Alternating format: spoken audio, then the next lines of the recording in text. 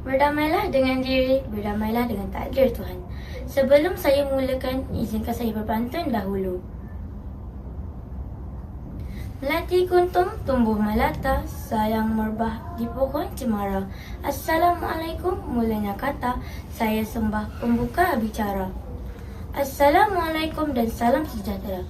Nama saya Nur Afisha Auni binti Syahrul, murid darjah 6 Fatona dari Sekolah Kebangsaan Perigi Aceh dengan nombor kod sekolah JBA 1087.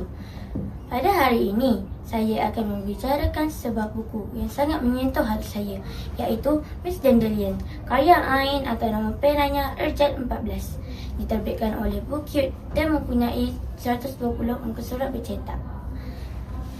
Hadirin sekalian, pernahkah anda berasa takut untuk gagal? Pernahkah anda merasakan dunia seolah-olah runtuh apabila kalah? Buku Miss Dandelion mengisahkan seorang pelajar bernama Amna.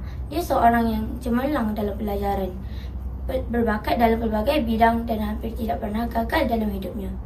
Bagi Amna, kalah bukan satu pilihan. Gagal bukan sebahagian daripada kamus hidupnya.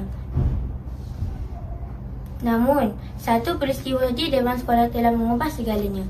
Amna mengalami kekalahan yang sangat memalukan dan sukar untuk diterima. Sejak hari itu, satu demi satu ujian hidup datang menimpa dirinya.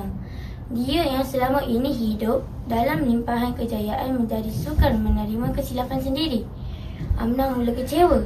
Dia mula menyalahkan diri.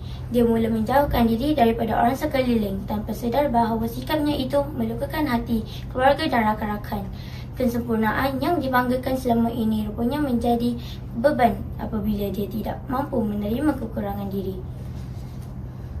Namun begitu, dalam kegelapan itu hadir sinar harapan. Abangnya tidak pernah jemu memberikan nasihat dan sokongan.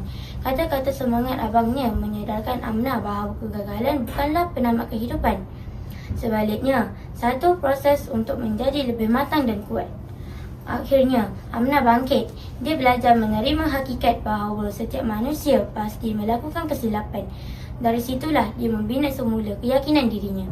Hadirin yang saya hormati, saya memilih buku ini bukan sahaja kerana jalan ceritanya yang menarik, tetapi juga kerana reka bentuknya yang memikat hati.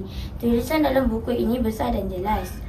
Jenis tulisannya juga menarik serta mudah dibaca. Selain itu, terdapat beberapa gambar yang membantu pembaca membayangkan situasi dalam cerita dengan lebih jelas. Kulit bukunya pula sangat cantik dan menarik sehingga mampu memikat perhatian pembaca walaupun hanya melihatnya sekilas pandang. Namun, sebab paling utama saya memilih buku ini ialah pengajarannya yang sangat dekat dengan kehidupan kita sebagai pelajar. Dalam hidup ini, kita mungkin sering dipuji apabila berjaya, tetapi kita jarang diajar untuk menerima kegagalan. Saya juga pernah mengalami kegagalan. Pada waktu itu, saya berasa sedih dan kecewa. Namun, melalui kisah Amna, saya belajar bahawa kegagalan bukanlah sesuatu yang memalukan. Sebaliknya, kegagalan ialah guru yang paling jujur di dalam kehidupan. Seperti bunga dandelion yang ditiup angin, ia mungkin terpisah dari pertebangan. Namun, di manapun ia jatuh, ia tetap tumbuh dan terus hidup. Begitu jugalah kita. Jika hari ini kita gagal, jangan berputus asa. Jika hari ini kita kalah, jangan menyerah. Bangkitlah kerana setiap kegagalan adalah langkah menuju kejayaan. Hijau tumbuh di atas banjaran, menyejuk mata, indah dan nyaman. Kisah Amna penuh pengajaran, membawa bingkisan buat pedoman. Sekian sahaja bicara buku saya pada hari ini. Semoga dengan perkongsian ini dapat menarik minat para pendengar di luar sana. Assalamualaikum.